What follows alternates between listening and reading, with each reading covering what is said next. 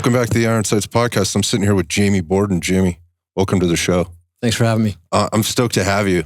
We literally just met an hour ago. We haven't even had a conversation, so this is going to be fun, but I learned a ton about you in about 5-minute span. Yeah. And I've done some reading on you, just through some bios, and I just got to watch a video of you playing the drums and singing, which impressed the hell out of me, so we definitely got to cover that. Sure.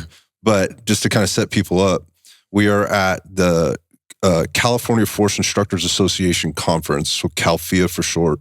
It's 2025. They flopped this thing from SoCal to NorCal. So this year we're in Napa, California. It's the NorCal, turn. And there's like 250, people here this week, all coming from or supporting law enforcement. Good group. It is a good group so far. I kind of rolled in a little late into the morning, got set up, got to sit in on a little bit of the lecture from the debriefing room guys, just listening to some stuff. And interesting, they were pulling up a bunch of videos that I'd seen. Right. And they were talking through the things that we're going to talk about today, which really, the conference itself centers around use of force.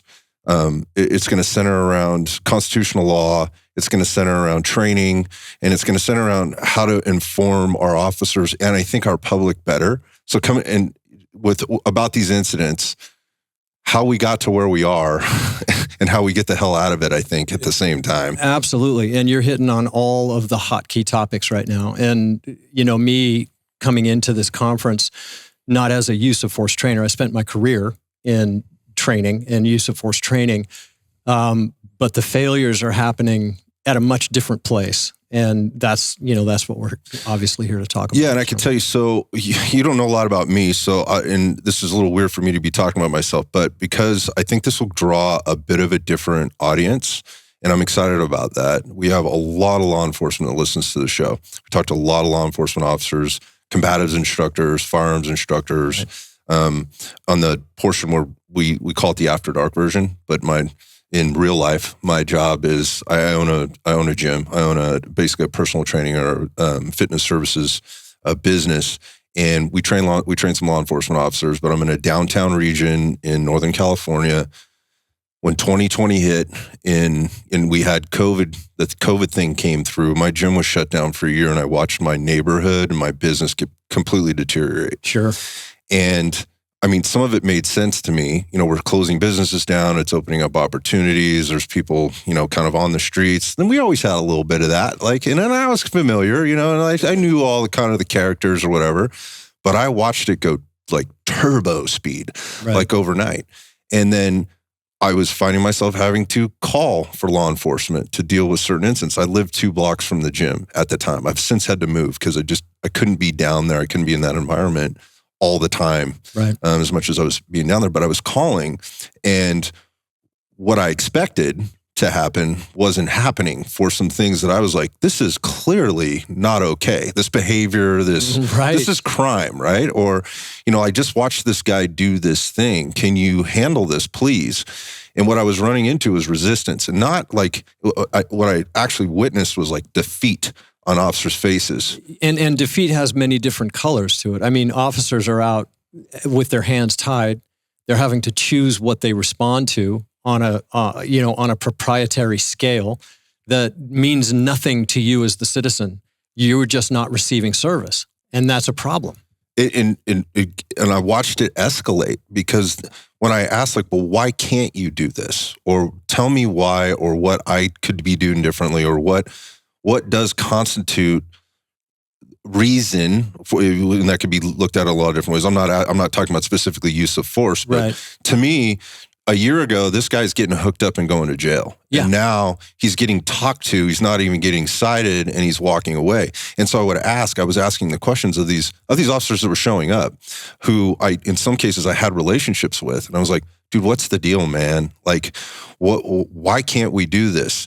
And what I was getting were answers that to me were very unsure, and they were very much layered in that word liability. Yeah. Where it was like I can tell you if I do this, this is what's going to happen, and a lot of what could happen would be this person's going to go to court. They're just going to sit in front of a judge, and somewhere in there, I will have violated his constitutional rights somewhere. Exactly. And it gets thrown out. The department gets sued. I have to go to court. And they weren't making an excuse. They were just kind of telling me, this is how it is. This is how it is right now. Yeah. So what I watched happen from there was it get worse, because then all of a sudden now it's not just here's the boogeyman that's out there. It turned in. I was watching, and I took a great interest in this because I was watching it impact my life, into the policy side of things. Like, what the hell is going on? Right. And if it's changing, why is it changing? Number one, and we saw several incidents in like a 5-year period that I think really tipped the scales in terms of how law enforcement handles business these days. And then I started to get deep into the training, right? And what was going on? Where were the misses? And I think you alluded to it, right. Like the deeper level of why things are the way they are, which is, again, coming from the training background that you are, and critical incident review, which we're going to talk about. We can even talk about your book here. But it took me on this deep path, and I started asking a lot of questions, and I got myself in front of several people like yourself that can start talking about this stuff with experience, right? But also with a deep level of knowledge of the institution of law enforcement, also the institution of our judicial branch of government, how that works, and then also obviously the nuances that happen with that when you start moving from state to state, county to county, municipality to municipality. It was very disturbing for me, right? As just an average Joe, as just a citizen with no skin in the law enforcement game, but recognizing that not power is not what I'm talking about, but I think it was education and the ability to articulate certain things that was creating problems for those that were committing crimes, right, and doing things on the street, for the people that were out there that were supposed to be stopping that, the expectations that I had, and certainly for me and my neighbors who were clueless about what was going on.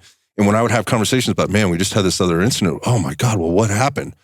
Well, nothing. Here's what happened. Nothing. Yeah. Well, how can that be? And I go, I can tell you what they told me, but I don't really know. And anyway, as the story goes, it's a few years later now. I'm in a position to talk to a dude who strictly does this, right? Where he's reviewing incidents or training people on how to review incidents and educating them in this process. So I'm super intrigued to get into your story and learn a little bit about your background, more than what I can read in a bio and what Joshua Coleman's told me, right. And learn a little bit about that and you, and then talk about the work that you're doing and what you're doing here at the conference. Yeah, and it's a deep well, and we could talk for weeks about the problems, and you hit these hot key topics and the confusion that the public, and especially in California, and I'm still in the Ninth Circuit, right? You talk about the judiciary and the branches that are being affected. The Ninth Circuit is deeply affected. California has all but become lawless, and I say that very carefully, and I've got the majority of my work, well, about a third of my work is out of California as an expert. And a lot of officers that attend my classes are from the state of California. So did I say New York? No. Okay. Yeah. It's been a long day, brother. There was a bit of a drive today. Yeah, you had to make it all the way here. Bit, yeah. Everybody needs to understand that I'm on one full tin of nicotine pouches, 3 cups of coffee. And I'm sure there's plenty of people listening to this that can relate. Yeah. So, but there was and I'm not going to name cases specifically, but there was a case down in the Riverside area where an officer was attacked, had her weapon taken. I know this case. Yep. Well, it goes to court. And this is clearly an attempted homicide, an attempted murder on the officer. And that suspect was acquitted. And what does that do to the expectation of law enforcement and how deeply our profession is affected, and who is it actually affecting? And then we have your story from the outside as a civilian, watching their neighborhood unravel through this lawlessness, because the people who are committing the crimes know that nothing's going to be done about it. So they operate largely with impunity. Well, it's going to take officers in this country, after the whole George Floyd thing and what our country went through with COVID and all of the different components that stacked up with, these 3-letter acronym groups, NIJ and DOJ, defunding police, and these consent decrees that are tying their hands, and this just unreachable level of training that is said to have been required when police officers weren't doing anything wrong to begin with. And here's the caveat to that. Cops do the wrong thing from time to time, and it happens. I've had cases against cops. It's my least favorite thing to do. However, if I don't take the cases against police officers that do the wrong thing, then my credibility doesn't stand to support those that have done the right thing for the right reason at the right time. And that's it becomes a slippery slope for me. But to see it and hear it from you, especially somebody who's lived in a neighborhood that literally came unhinged to the point where you had to move and make adjustments in your life because of the outcomes of these defunding the police and police getting no respect on the street and that pollinating into a lawless society largely, right? Where and it's starting to come back now, and I'm seeing that as an expert. I am too. But it's going to take years to repair the hole that's been punched in society from all of these things that have been layered. And you said a couple of things about, officers being able to articulate what they do. Officers are trained what to do. They are reasonable people largely, and they make decisions under the constraints of time where the consequences they're facing are life and death, or the life and death of another, right? And that's the parameters. And there's things in place as far as hindsight, analytical tools, the objective standard. I'm sure you've heard that 100 times through Graham versus Connor, a case that happened way back in 1989. Well, that's become largely the standard. The problem with it is that it's not trained properly. Officers cannot make objective decisions in the moment. They can be judged based on that standard if their decisions were objective in hindsight. But policies read, our officers, our members of this department will use objectively reasonable force. Well, it's not a decision model. It's a hindsight analytical tool. And unless it's used like that, we're suffering, because what happens is we now look at the outcome of an event and we judge our decisions on the outcome. All of the tactics may have been exactly the same in that event that were in the previous 1,000 similar events. But this one had a different outcome, not because the tactics failed, not because the officers didn't follow policy, but because the suspect or the subject of the contact didn't act the way the officers expected them to act, and they had to escalate force to reach the goal of de-escalation, which leads me to this. It's a whole other thing. It's a whole other thing, but it's a huge component in this. De-escalation has become a hot key training topic. And when I say the word de-escalation, what's the first thing that pops into your mind?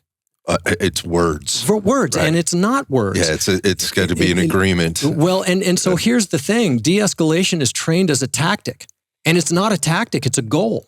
And if we train it as a tactic, then what we do is we subvert the whole range of other options to reach the goal of de-escalation. So now we have a subject that's not responding to words. Communication's not working. Remember, it's a two-way street.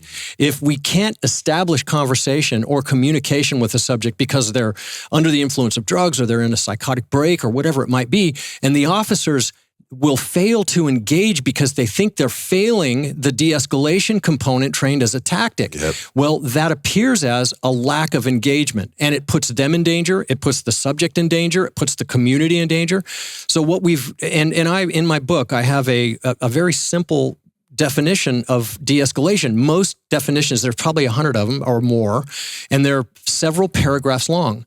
And mine is very simple. It's been cited in other books. Greg Meyer cited it in his last book, Hard Cases. And it's simply a de-escalation is a goal of controlling an otherwise out of control scenario. And in that formula, officers have to have the discretionary power to escalate their force to reach the goal of de-escalation.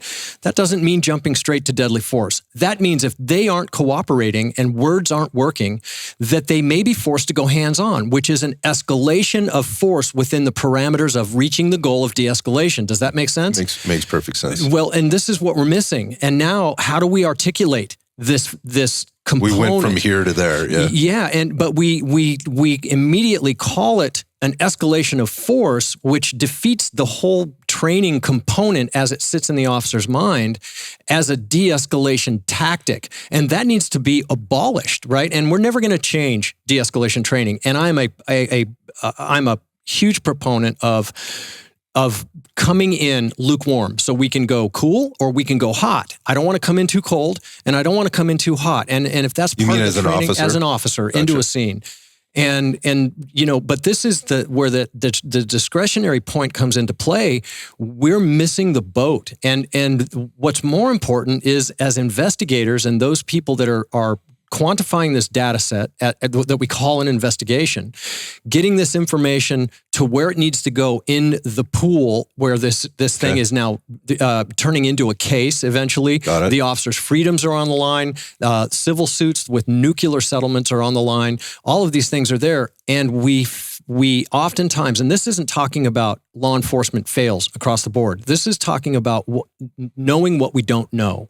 And unless we start to approach these things, unless we take a breath and stand down, and remember that term, take a breath, stand down, and figure out what's important to survive these incidents, not just physically or in a mortal type of element, but how do we collect the data, quantify the officers' behaviors, and put them into a data set, a document, a report, to where people understand that this is the reality that police officers are dealing with day to day, and that we are, for lack of a better term, we're tying the hands of the officers in maintaining civility in our country. And it's terrifying. And my role, obviously, as with my class, the enhanced force investigations, and then the video component, the leadership component, and the boot on the ground component, all talk about knowing our own limitations, understanding how to report the information, and this is a big one, understanding that what we know as officers in this environment, no one else knows. But we very rarely populate a report with what we know about why the officer did or did not do a particular thing, so it doesn't end up in the data set. Now we go to court, and that same question gets asked. And now it's an excuse because it's not on the record. And I am like scratching the gold off a tooth, brother. This ain't the root. You know what I mean? This is just the very surface stuff. But I think you're tracking with where I'm headed. 100% I am tracking, and I think part of this for me is as I'm listening to you and going, with all of what you just said and the in-between pieces there, again, escalation, like what does that mean? And if the words aren't working, what have we done? Where are we in that continuum of escalation or use of force? And what have we done to, quote unquote, handcuff the officers through the training process, but also by giving them a false sense of this will work, this is the answer, with a tool, right? Like a taser is an example, right? And we know that those things fail. Okay, well, that failed. Now what do you do? Well, and we know they fail, but how is an officer trained with a taser? And you said expectation. I'm going to talk about the common thread theory, which I developed as an investigative tool. What do officers think about a taser when they come out of the academy? Well, they think it's going to work. Because it worked on them. Yeah. And they've seen video after video of compliance after use. We get a use of a taser to the nexus of handcuffing, and this becomes an over-relied upon tool, right? But what's not understood is that is considered an escalation of force within the parameters of reaching the goal of de-escalation. And if the taser doesn't work, which it doesn't in about 30% or more of the cases, and that's not a failure of Axon or any other taser company, right? Or a company that... There's just failure points in everything, right? There's failure points in everything, but it's known. Clothing disconnects, drugs on board, mental breaks. There's just a number of things. Some people just don't respond to it because of where they're at in their mental capacity. Well, that's who we're dealing with. We're not in an academy setting where we get lockup and 50 academy recruits go through it, and it works on every one of them, and they can't wait to use it the first time, right? And it may be effective once or twice. When it's not, then the expectation has failed and there's no plan B.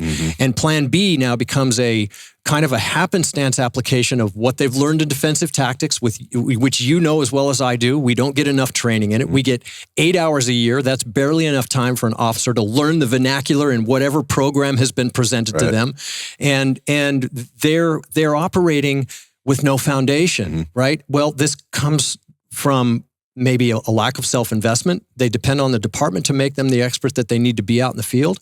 And as officers, and this goes out to all my brothers in blue, my blood still runs thick in blue.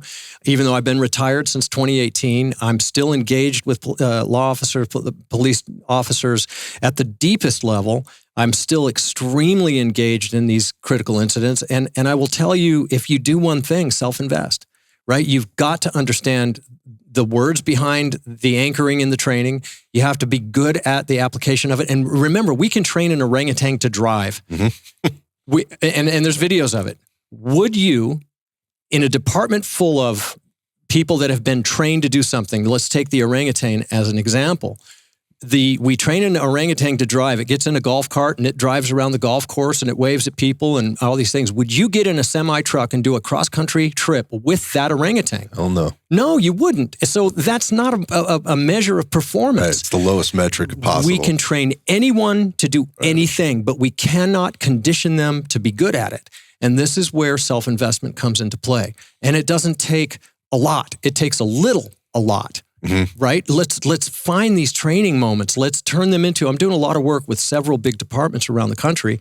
One, most significantly, is Nashville Metro.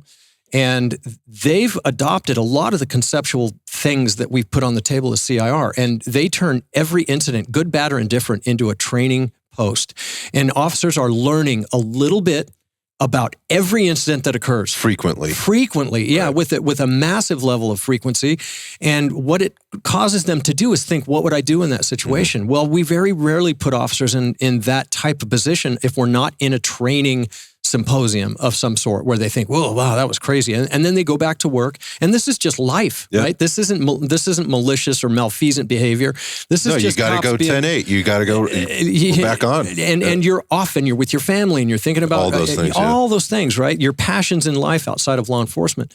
So all of those things start to feather into these, and then they culminate with 1 out of 1,000 officers in a critical incident that is probably never going to happen to them again. It probably won't happen to anybody on their squad, but it's happening at the same time in some other place, USA, and it's going to happen 25 times over a 24-hour period. 2 of them are going to make the news. They're going to have a bad or an unexpected outcome, and then that becomes the barometer in which the design of police officers is established in society. And it's the just controversy. And that's what my book is all about. It's anatomy of a critical incident, navigating controversy.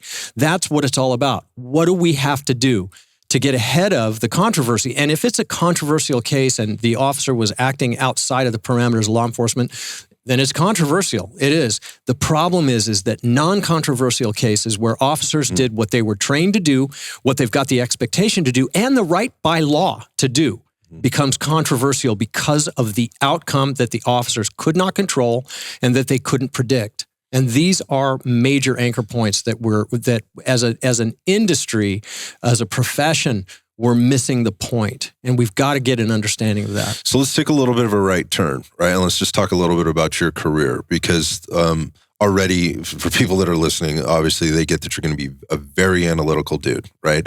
You're very much about, you just mentioned it, data, right? Metrics. Sure. Let's get that. That is not a lot of officers, man. Right. So, and it ain't their job. And I don't want to push it on them. That's what I was about to say. Right. So I'm curious, just within your own career, how this came up for you and this transition into what you're doing now. Maybe just talk a little bit about your history. And we don't have to go through every critical incident or whatever, but where did this become super apparent for you? And then when did you get this passion to chase after it and communicate the way you are?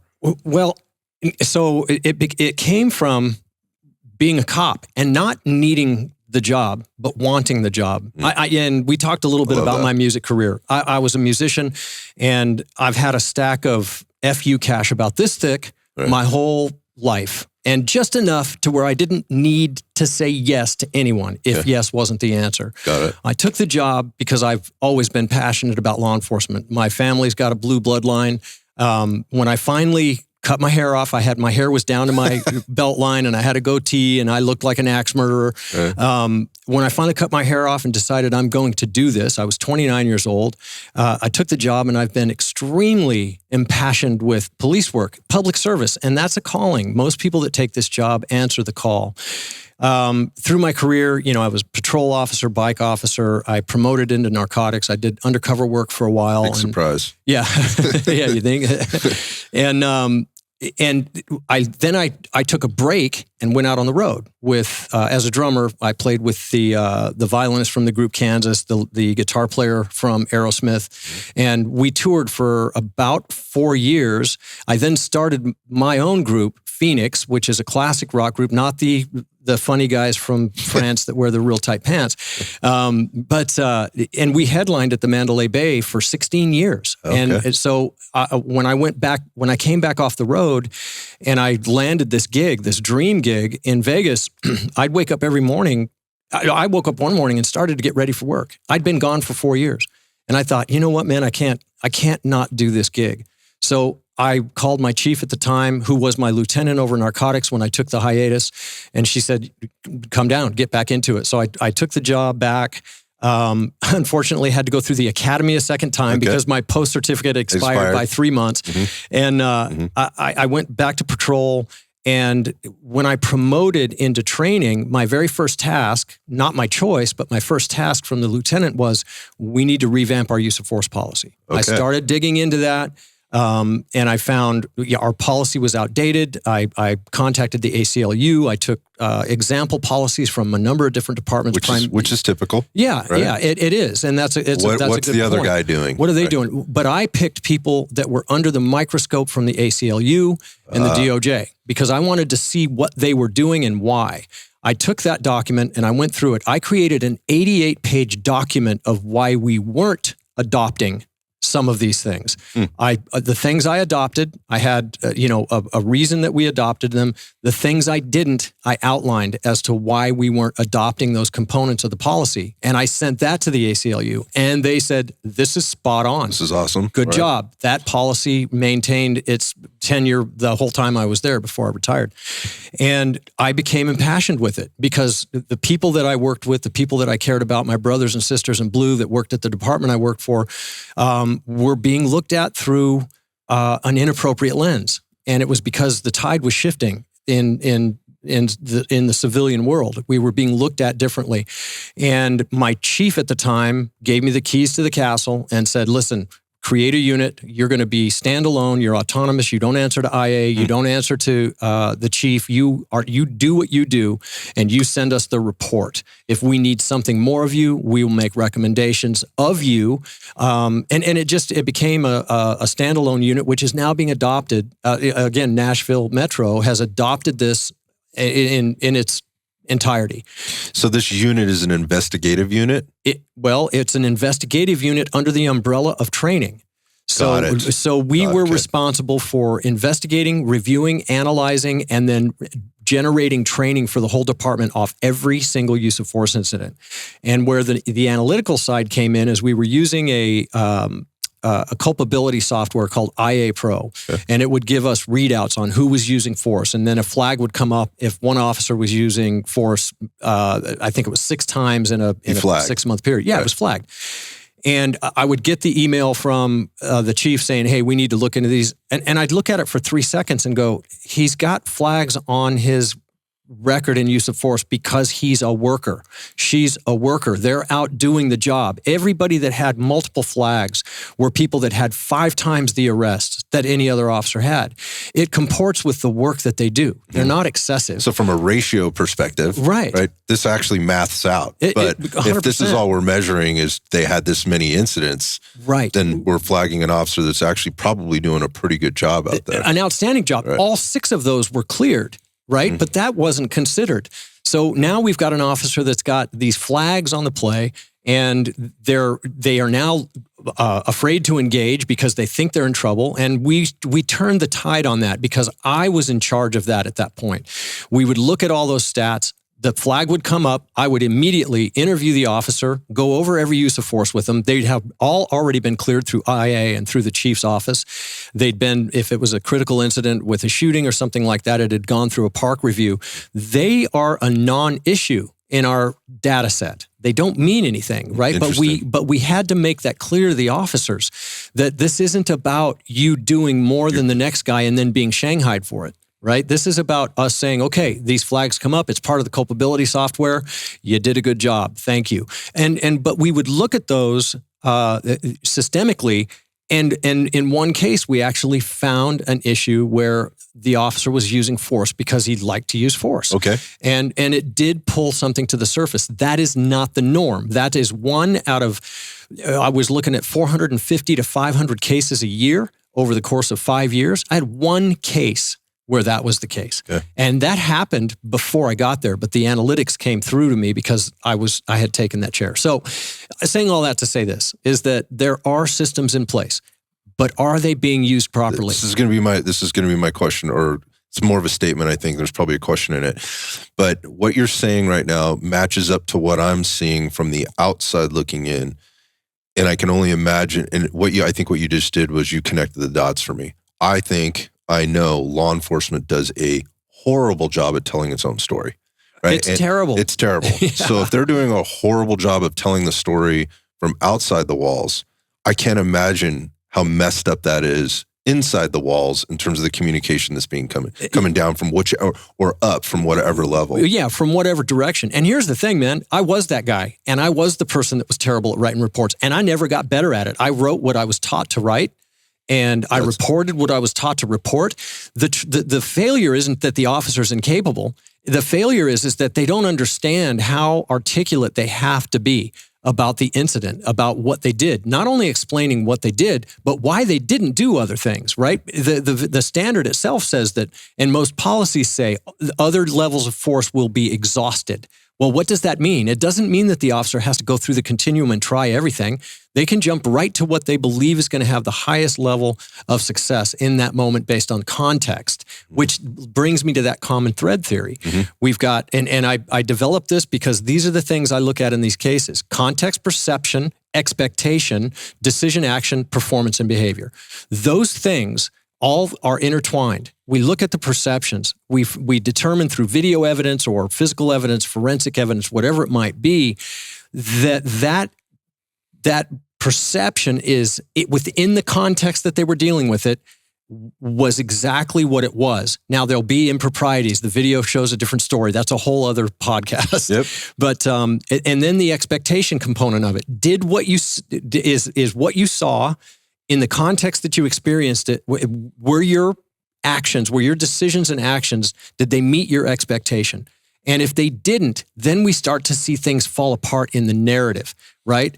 Because now we're looking at that decision action point and the resulting behavior and performance. Mm-hmm. And this is an extremely, it probably doesn't even sound simple. It sounds simple to me because I swim in this pool, right? Mm-hmm. But those are the things that we look at. And until officers start to realize that their perceptions have to be quantified through context and their expectations in that incident, and whether they were met or not, that's a huge piece of that pie, led to their decisions and actions and the performance and the behavior.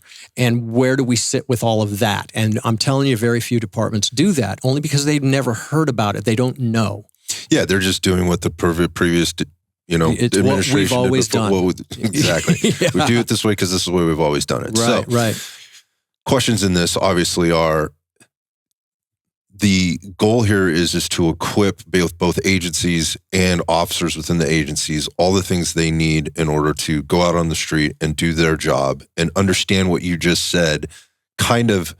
And I just wonder about the depth of how much they need to understand it and how this gets trained, right? Because you just said it, like, you're going to be going into agencies or departments or talking with officers or administrative staff that have never heard any of this stuff before. And to me, it sounds, putting together training programs, curriculum, doctrine, measuring metrics, this takes time. And what we're seeing is like a kind of an exodus, right? Of experience. Sure. The officers are going 3 to 4 years and they're out, right? Those guys in their 8 to 15-year range, like, I don't know if I can make it to the end here.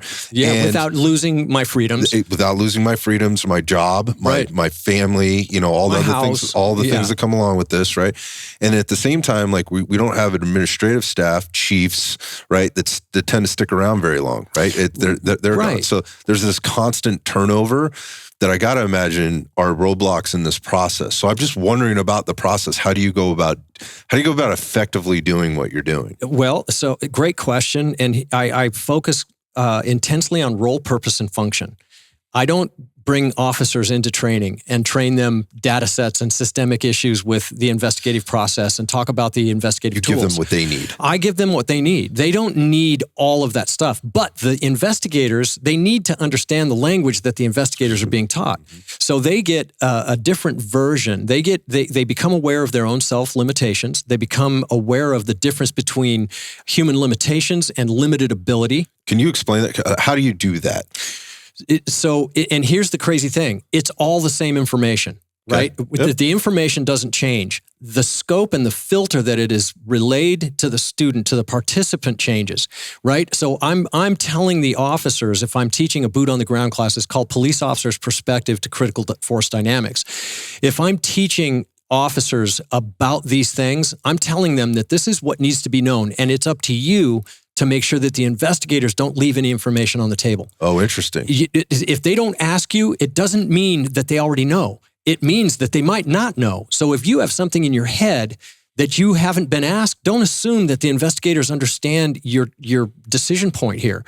You've got to be aware of your entire incident. So from the boot on the ground perspective, they've got a lot of things to process, to be able to articulate it, to understand what's happening in the surrounding role, purpose, and function pool. What are the investigators doing? Are they doing that well? What is my defense attorney doing? What is the union rep doing? What's happening with the chief? What's happening with midline and IA? There's this surrounding. Yeah, and meanwhile, I've had to take a week off. So I'm just sitting here in the dark, and I know none of what you just said. Right, and you're barely even familiar with the use of force policy because you haven't had to be. Mm-hmm. And now you've been involved in a use of force, and that's a whole other section of the class. I mean, this just keeps going deeper and deeper and deeper. We talk about policies. And I'm this guy. I'm telling you, I got 100% on that test. And when I was involved in my first use of force, that thing might as well been written in Greek.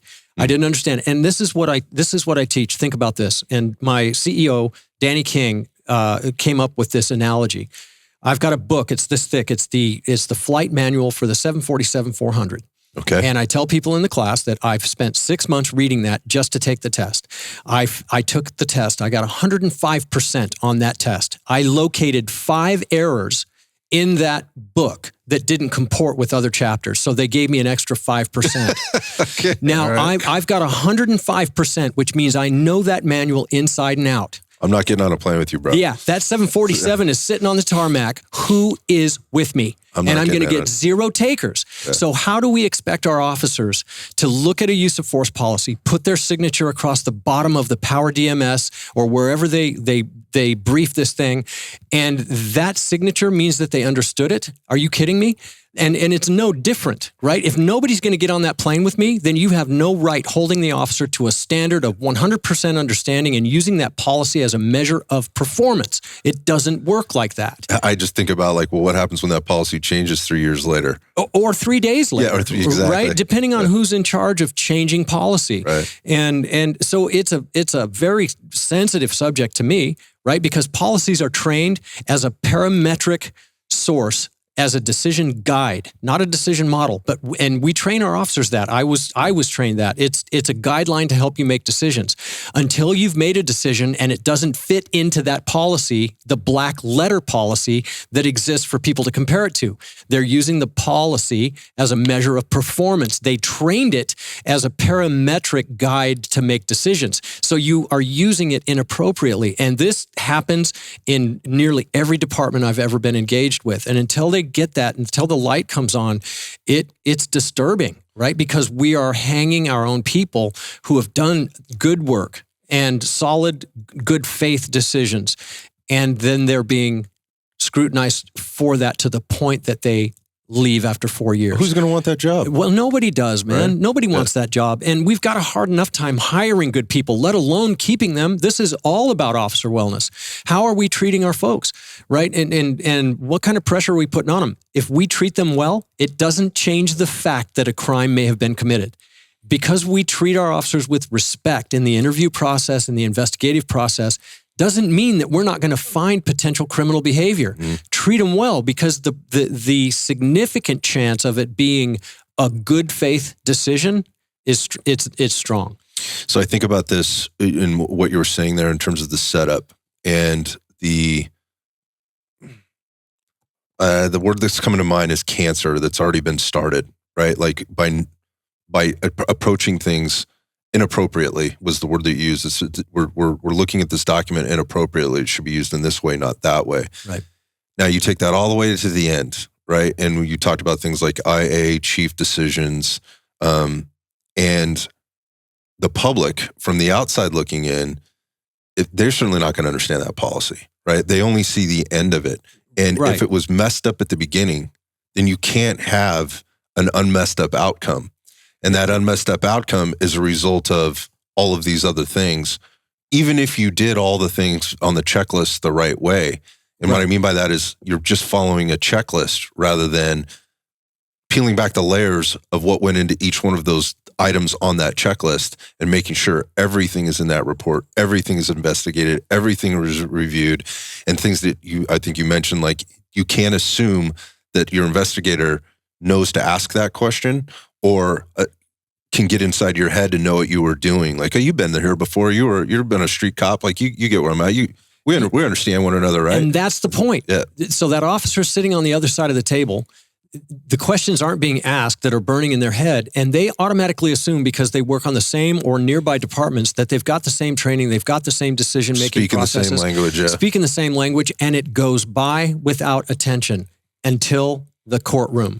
And this is where we lose, right? This is where we lose a lot. Yeah, and that's exactly right. That's the difference between the investigative class and the boot on the ground class, right? And the boot on the ground class is a 2-day class, and we talk about a lot. Everybody's wearing body-worn cameras. We talk about what you're going to see on that body-worn camera, how it's not going to align with your memory nearly 100% of the time. And I still haven't seen one that aligned perfectly with an officer's memory. And then they reconcile what doesn't align, and then they're giving a perspective of that incident from the camera's point of view, not their perspective. Gotcha. And this is creating bigger issues than I can even begin to scratch. I mean, it's a problem nationwide. So I wonder just with the body worn cameras, and to me, and so when I talk to a lot of officers, most officers say, I love that they're out, right? And I think because it's showing what's really going on out there. We need them, right? Brother. And I'm telling you, they are limited, but without them, we're sunk. And I tell officers this. Grow some etiquette, right? Yep. Understand that you're being filmed all the time, if not by your own cameras, by someone with a cell phone or CCTV camera. Understand that you're the star of this show, right?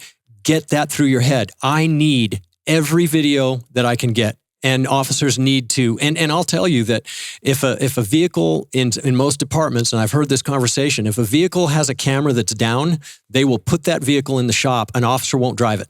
They want the camera there, and that's a new place for us to be as a country. But that's what's refuting the uncontrolled narrative when these critical incidents go down and we get a cell phone video from 50 yards away that shows what they think is the truth, which it's misaligned. It's misaligned with the officer's perspective, point of view, angular perspective, mental perspective, all of those components inside of multiple different contextual bubbles. Right? Where one officer believed X, Y, and Z, another officer believes a whole different thing. Have you ever seen the Acorn video? Oh, yeah. Okay. Yeah. Well, we have one officer that believes he's been hit. We have another officer that's responding to his beliefs. They're in two completely separate contextual bubbles. She is 100% justified in everything that she did. Thinking that's because real. Her contextual bubble includes the outcome of his bubble. Now, he believed it, and I'm not telling you he's a liar, but what I'm telling you is there's no evidence to support anything he said. And that's the unfortunate part of it, right? But both officers are not in the same event through the same contextual lens, and that's why all these things are so important for the officers on the street, for the investigator to understand that we've investigated one, we've got the entire investigation to do over again within this contextual bubble, except for the physical and forensic evidence that's going to be the same for both. But that common thread is going to be different in this context than it will this one. So I wonder, that's so much. I mean, it's just... Listen, dude, this is overflow. No. What I mean by that is I'm not overwhelmed by this at all. I'm just listening to it and putting all the things together. I mean, there's fitness, there's fighting, there's driving, right? There's firearms, there's law, there's understanding use of force, there's all the things. Yeah. When when do you start to deliver this information? Like when you look at the hierarchy of like what's being delivered to officers in the different stages and milestones within their career in the academy, during their FTO program, in their first year, off probation, all that. When do you start delivering this? What should that look like versus what it looks like now? Well, right now it's a very specialized type of training. Right? So so we can agree it's not happening the way it should be happening 99% of the time. There's a 1%. That's right. And so in Iowa, I've done a lot of work in Iowa, both as an expert and as a trainer. What they've done is they are now immersing their academy recruits in some of this information that allows them to understand the frailties of their own mind, the frailties of the evidence that's at play, so that they go into the job understanding that articulation about these things is going to be paramount in terms of importance. But that's got to start day one. We're in a different world. Man, this is a different landscape than it was even 5 years ago, right? The landscape is different. So we have to get new vehicles. You know what I mean? We can't get traction using the same old vehicle. We have to get our investigators, our officers speaking the language that the investigators are using towards the investigation, that they're forwarding to the chief. We've got a leadership perspective to force analysis class, which teaches chiefs and upper management what to expect from the investigative thing, and that both of these entities are speaking the same language from the boot on the ground to the investigative. Accountability components, here's what we're talking about. Exactly. But everybody in different role, purpose, and function boxes are understanding what's happening in the neighboring box. Right. Yeah. And without that, because we get risk aversity. I've got a whole section in my book that talks about risk aversity, decisions being made to protect a position, not the department, right? And I talk about. I've got a lot of experience working with chiefs, and it's important to help them understand that making a decision with fortitude might cost you your job. Right. But the problem is many upper management folks have worked hard to get that position and will work harder to protect the position than they do to protect the department, and that means calling balls and strikes with officers, not just calling them out. Right. Let's do a fair investigation. And if it's right, call it right and get out in front of it. Right. Don't collapse and have that knee-jerk reaction because there's a public outcry. There's always going to be a public outcry from some perspective. We have to expect that. Yeah, you're hitting some very key notes. This has been some of the things that you said, almost verbatim, have been a common theme on the show with other folks in the leadership positions that are really struggling with this right now, in the getting around the disconnect that exists and the protection and how people are being promoted based on position, not based on merit, not based on, the experiences that they've had. And then again, you've just outlined, and again, it being a common theme, that somebody will wind up in a position as important as a chief. Again, I'm not saying it's the most important. I'm saying that's an important gig. That's an important job. Yeah, there's in terms of how you're communicating to the city, to your officers, to your management, to, the public and all of those things. And if they don't know this stuff, then we should not expect as a public that we're going to be getting the right information, right? We should not be expecting as officers that we're going to get the right information. That's a very tough place to be right now. So it is, and my hat's off to chiefs that work in today's climate. It's hard to do it, but the ones that stand out in this day and age are the ones that put their foot down and take the podium and call it what it is, right? Let the people who know more than them, right, even though they're at a lower rank, they've invested in themselves, and then the chief will take that under recommendation, right? And that's all we need. We just need a level playing. We need a stopgap. We need somebody to look at it and go, "Wait, hold on a minute," right? To me, that's the chief. And the chief needs a stopgap, right? The chief sees something and has an emotional reaction to it. Emotional conductivity is what I refer to it as. And they start to make a decision based off that emotional conductivity. Instead, throw a flag on the play, bring someone else in, right? Create a stopgap. You used another term earlier. I forget what it was, what I heard you say, where you step back or stand down. Stand down. Stand down. Yeah. Yep. And here's, I'm going to put this out now through CIR and AmericanPatrolman.com. Myself and my CEO, Danny King, have created the National Stand Down webinar. And it's about these important components where officers need to stand down. And we're not talking about going on strike. We're not talking about any of these things. This is a self-wellness thing for law enforcement. Those involved in law enforcement, make this the job you signed up for. It's not, it isn't going to be what you want it to be until you make it what you want it to be.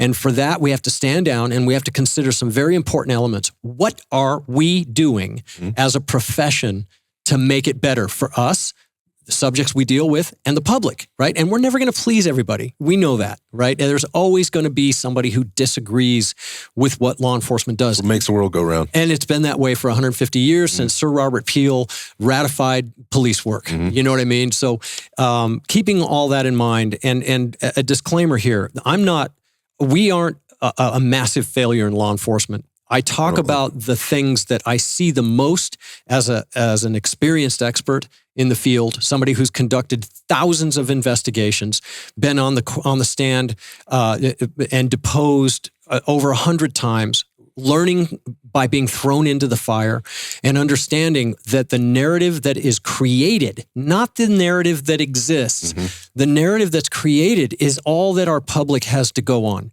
And if we don't do enough to control the narrative that exists, right? I'm not talking about creating lies. I'm talking about look at this information and create the narrative that exists before the narrative is created. It's too hard to catch up, right? And one of my main mantras is explain and educate so we don't advocate and excuse, right? There's a solid line driven between those two.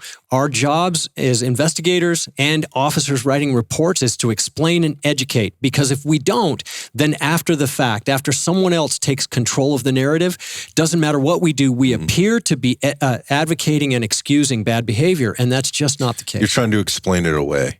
Exactly. Yeah. You're and through advocation, not through education, right? And listen, the education part, sometimes it's not what we want to hear, right? But that's where the fortitude comes in. That's the word. The other word that you use is fortitude, and something else you said there is being honest. I think you didn't say these words, but being honest about yourself and exposing or being exposed to your deficiencies. And what are those?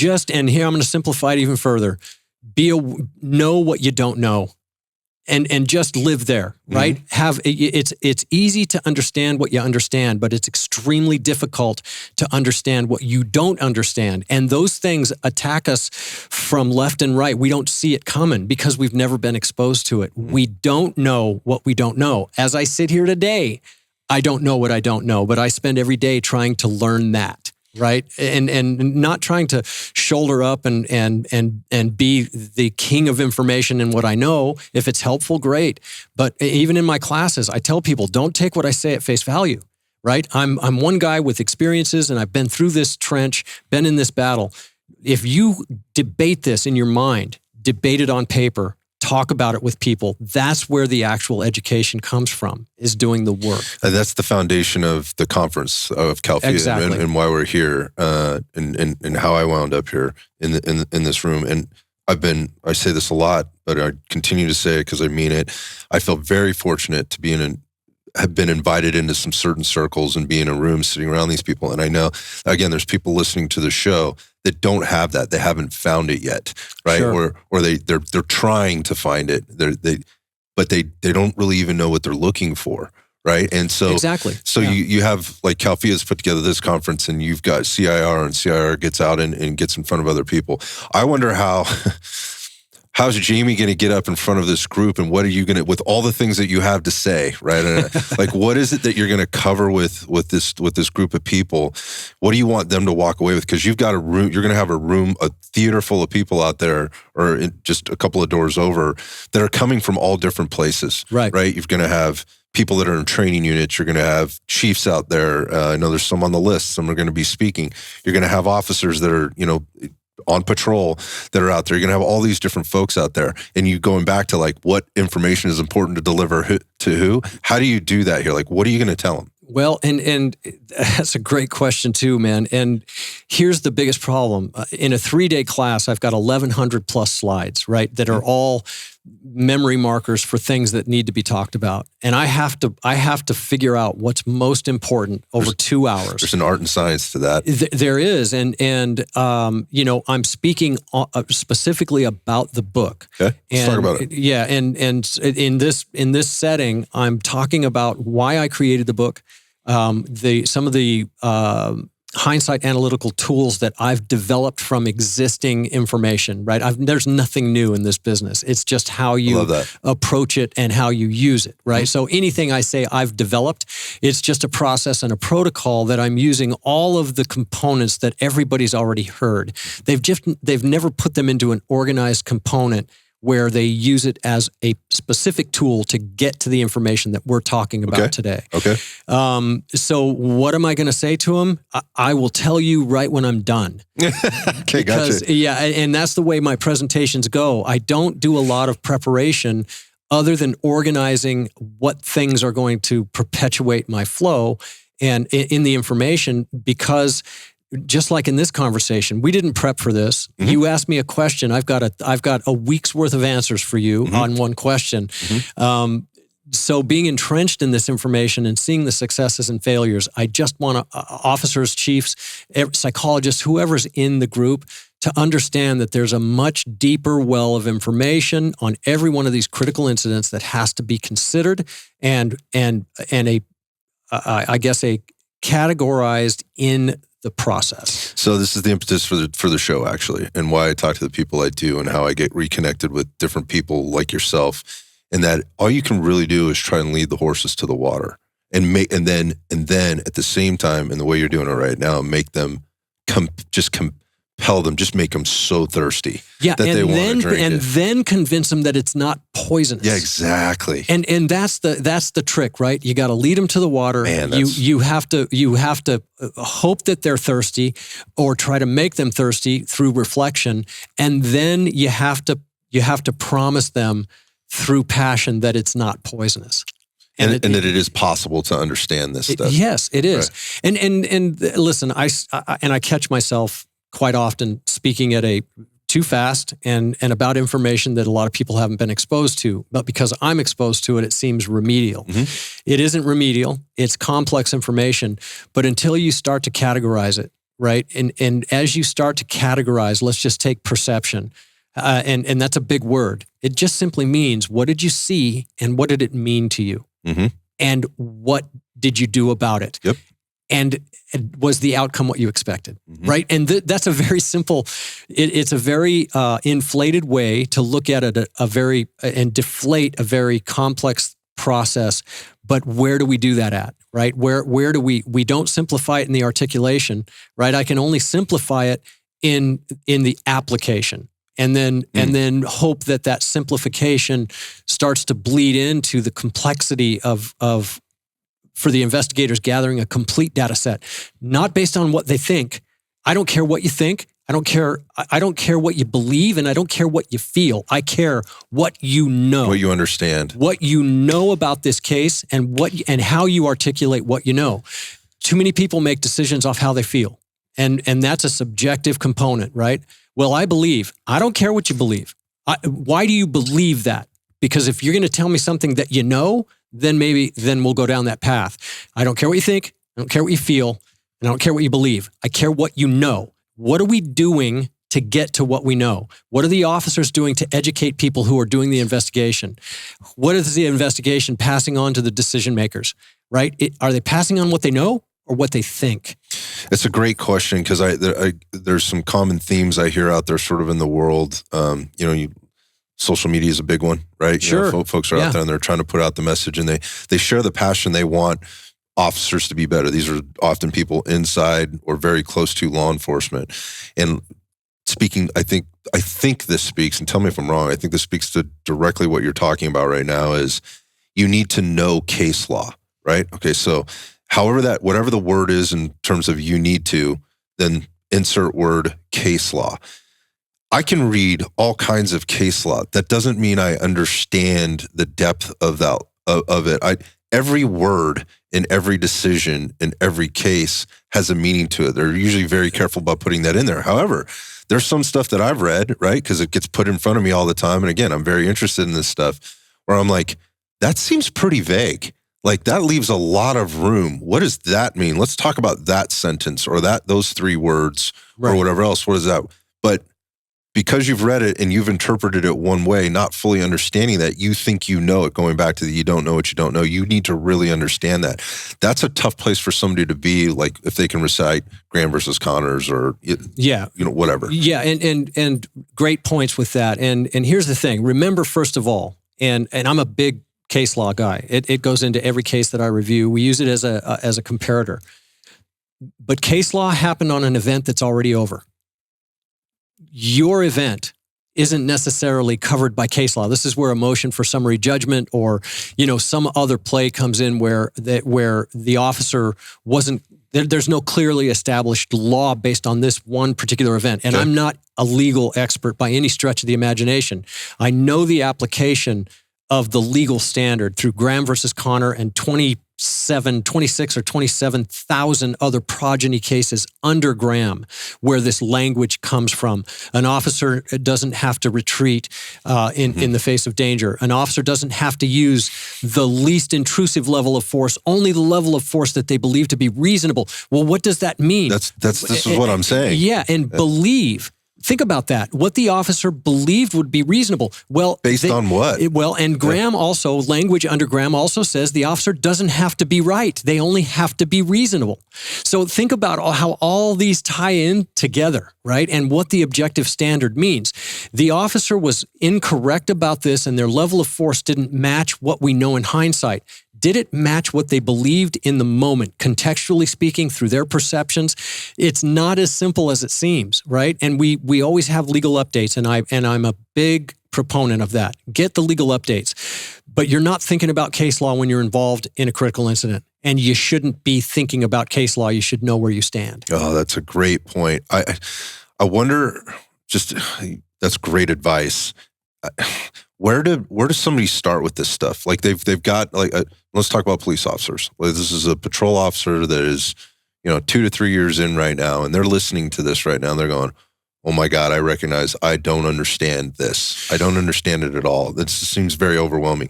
And I don't have a CIR coming into my agency, right? And I don't know if there's anybody in my agency or I'm surrounded with that I can even talk to about this stuff. Like, how do you suggest somebody goes down the path of doing this without getting lost, right? Because I think, and being overwhelmed, right? You're not overwhelming me at all. I find this fascinating.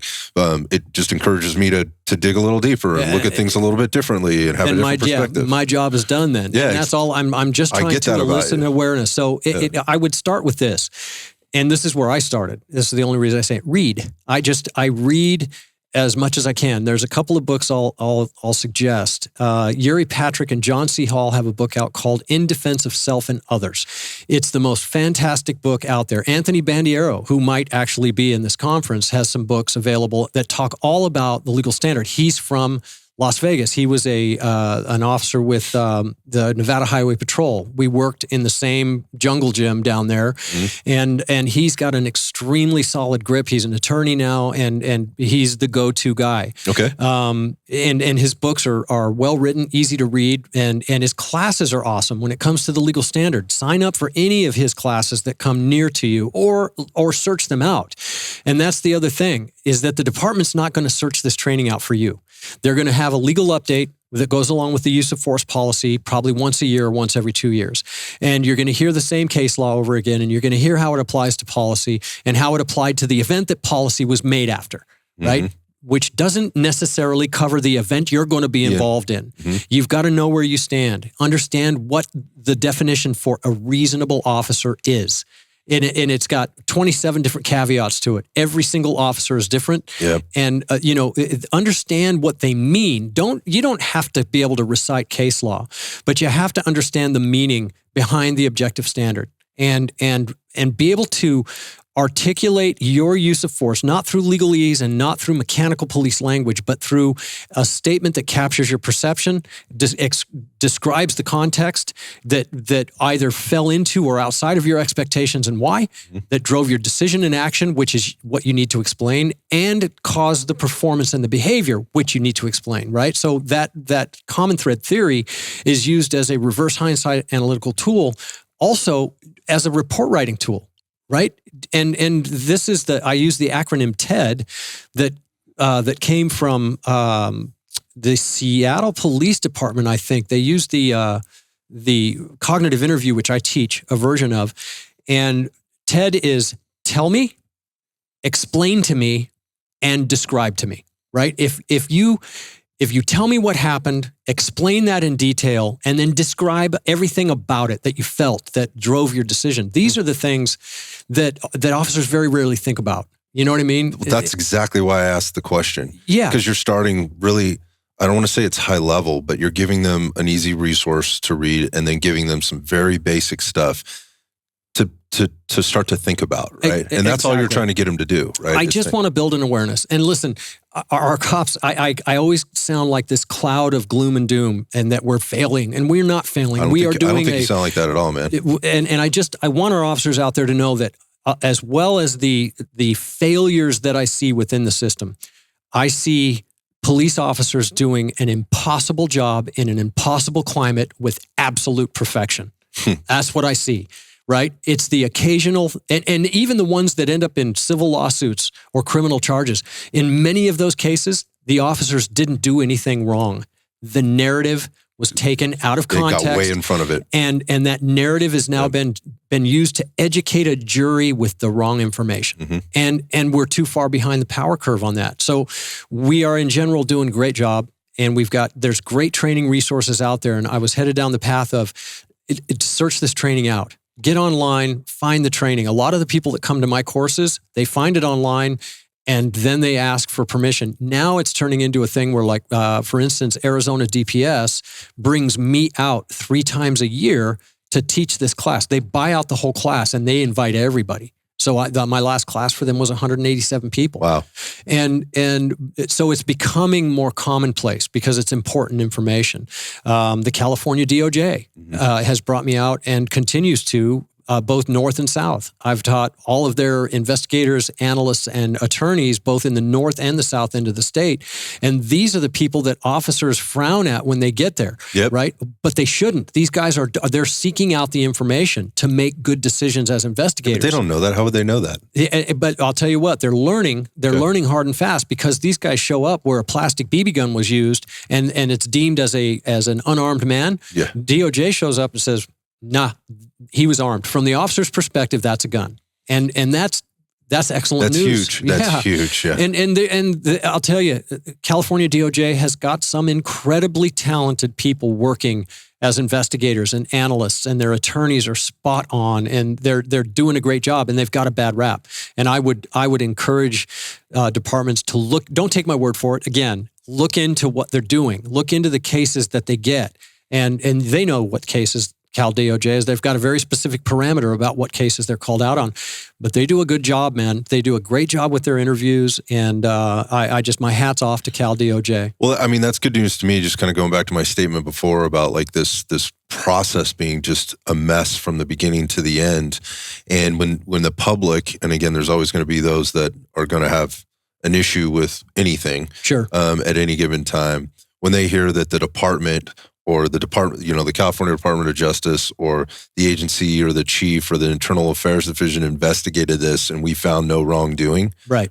That's a tough pill to swallow. Yeah. Right. Especially after that narrative has gotten out in front and that body cam footage has hit the airwaves. And it looks terrible. And the news has gotten a hold of it and whatever else. I mean, that's promising, it's in terms of what I'm hearing. And it is promising. And again, a caveat is that there's a lot of information here, and there are mistakes made. I made them. You've made mistakes in your life, right? Yep. And we learn through adversity. That's the only way we learn. I want our officers to really stand down, take a deep breath, figure out what you got to do to survive this. The chances are you're not going to be involved in a high-level critical incident, but you have the lottery ticket and anyone can win at any time. Be ready for that. Don't go out on the job like you ain't going to be involved in one of these cases. You don't want to be finding out about it after something's happened. Yeah, don't win the lottery and not know what you're going to do with the money, right? Learn this stuff, self-invest, train, condition, do the things that make you good at what you do. You took this job for a reason. There's more to this job than time off and good pension, right? Public service is it's a calling, and those officers that are out there doing it with passion, I'm there to do what I can do to get rid of the bad ones and keep the good ones. Well, that's the exact reason why I wanted to talk to you and give people an opportunity to listen to what you had to say based on the recommendation that I got and from who I got it from.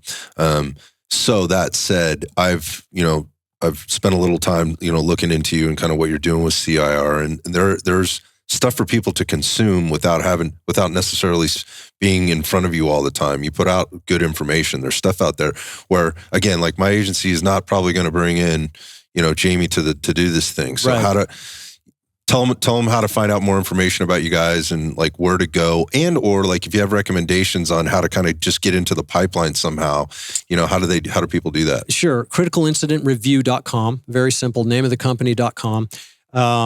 We have a blog page it's constantly growing, where myself and my CEO put on blogs that are information-based. It's when something happens in law enforcement or that we're involved in, we share that information with officers. So read. Yeah, read. And there's videos there. You don't even have to read. We've got a video cast on there. You can just turn it on and let it play. Yeah. There's articles associated with every one of them. I always write an article to go along with it. If you're a reader, you can read the article, or you can download it and put it in your file.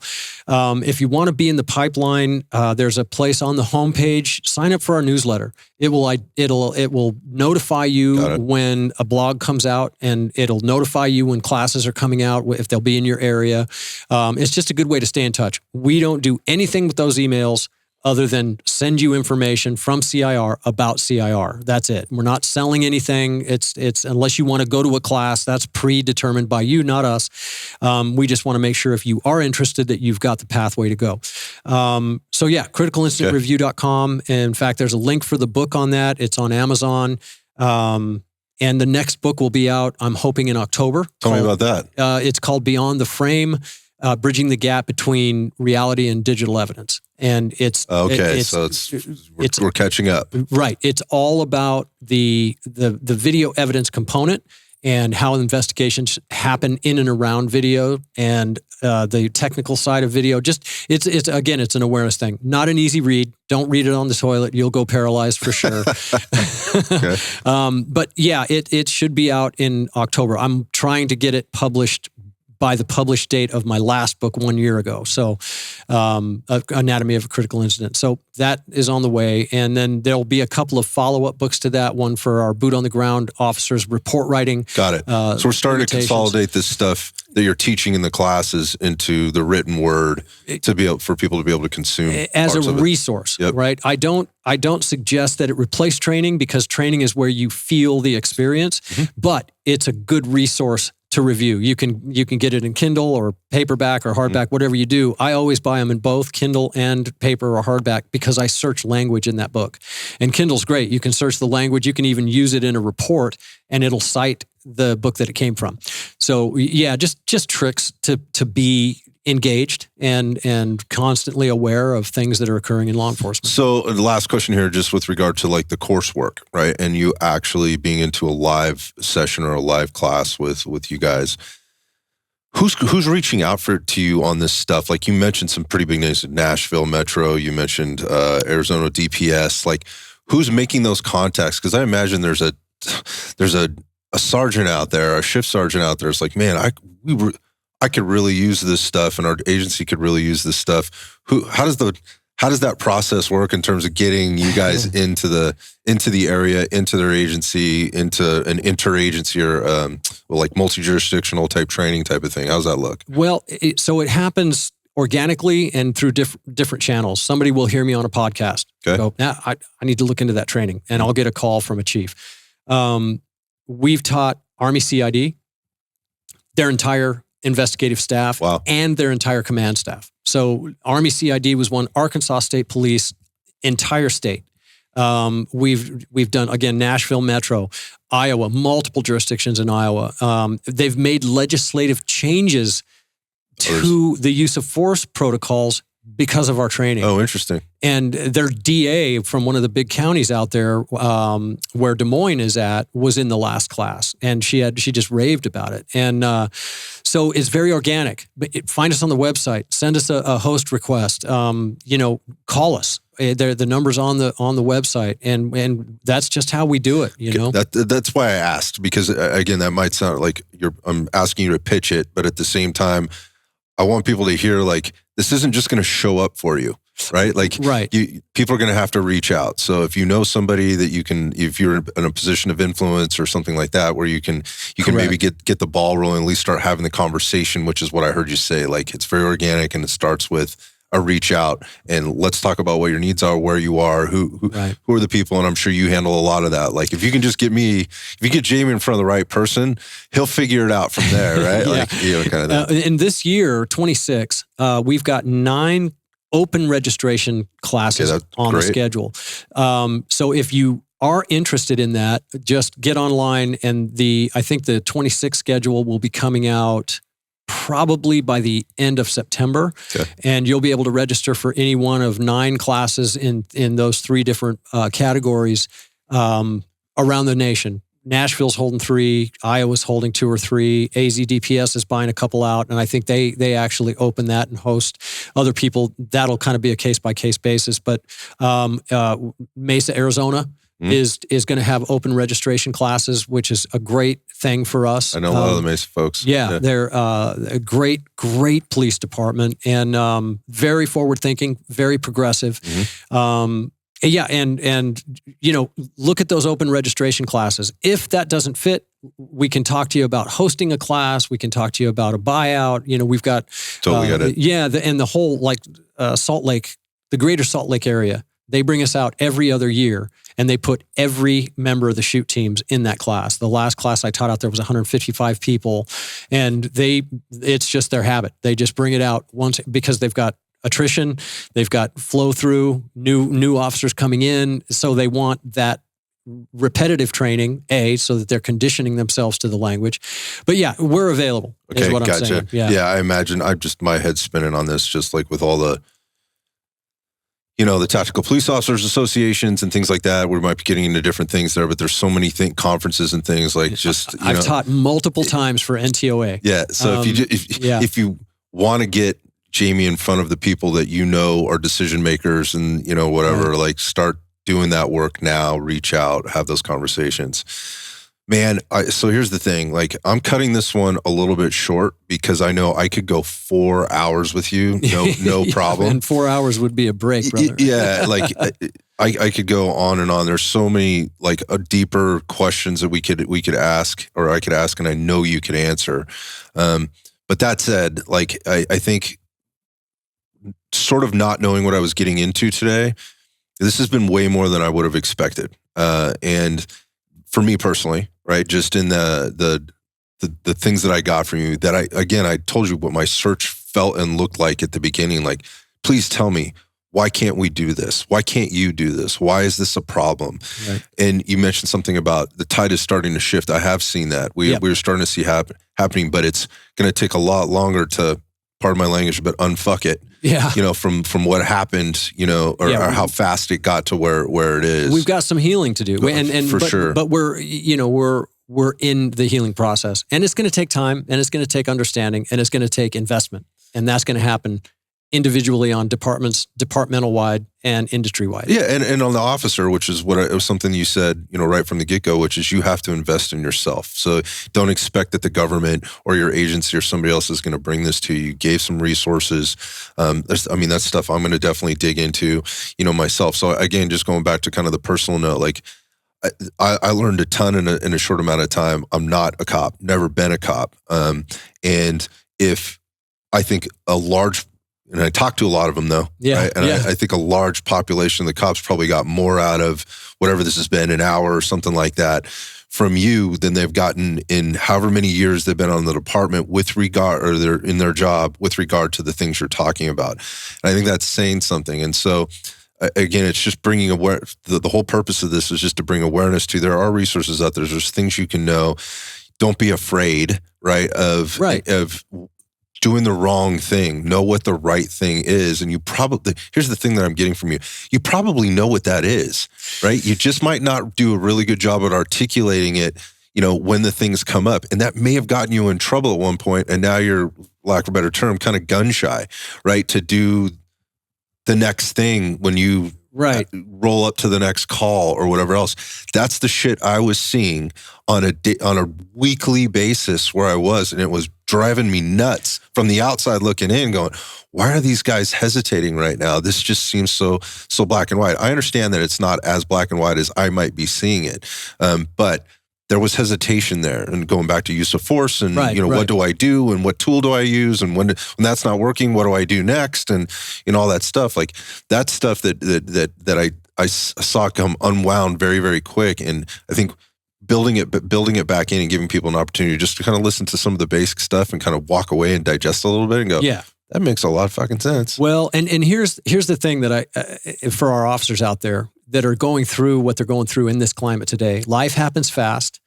You're going call to call, and it's hard to think about the nuances about these events in terms of getting them on paper and getting them into a report, documenting not only what you did, but how you felt, what you thought, what your performance was, all the things we talked about. And this is the world they live in. And some of these officers are shagging more calls in a day than they can even do reports for that aren't critical, right? So they're involved in that critical incident, and they're just trying to get home. To the other side. Yeah, just trying to get to the other side. And my take on it is that's the one that's going to have the most impact on your life. Take the time and put your foot down and create space for yourself to operate as a professional when that happens. We don't name what incidents are going to be critical. They may turn critical. We don't even know it. So treat every incident where we touch a person, we go hands-on, whatever it might be, treat it like it's critical, because we can't necessarily identify that critical incident. And I've seen many cases where it was just Tuesday for this cop, and everything went the way it was supposed to go, and then bad things happened later. And when shit went bad, now it's a critical incident, but nothing exists in that preamble. So yeah, and listen, man, if I could get all of the nation's officers in one room and tell them one thing, I would say self-invest and be safe, and thank God for you in what you do today and protecting people who aren't sworn like myself and you. My blood still runs blue. And it's humbling to be invited to events like this, to share the information I've got, as deep as it might be or as shallow as it might be. I just want to say to every police officer in the academy on up through the chiefs, thank you for being there and doing what you're doing and engaging in this impossible climate. Well, I appreciate you sitting down and having the conversation with me, man, and being as passionate about it as you are. I think that stuff's pretty contagious sometimes. And yeah, I know there's other folks out there. I like I said, I have the good fortune of being able to sit down and talk to a lot of other, which gives me hope and gives me, again, drives me to continue to have these types of what you're doing is so important. Yeah, so. What you're doing is so important, brother. Getting this stuff out there, and especially from a non-law enforcement perspective, you have a way of asking questions without having an anchor in law enforcement, which elicits a different kind of answer. So thanks for what you do, brother. I appreciate you. Thanks, man. Keep the beer game strong. Yeah, epic.